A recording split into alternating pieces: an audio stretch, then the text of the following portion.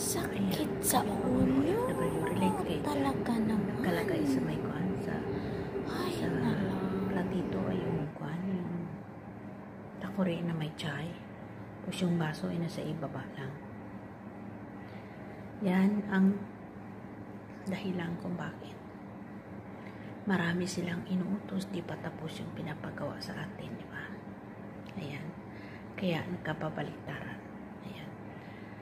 Yan, breakfast ng amo ko.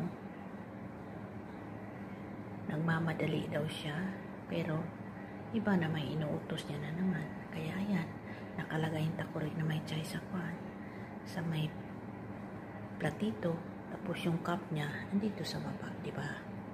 Good job for me. Ayan. Kayo mga OFW, ganito rin ba kayo sa nagawa ko ngayong umaga?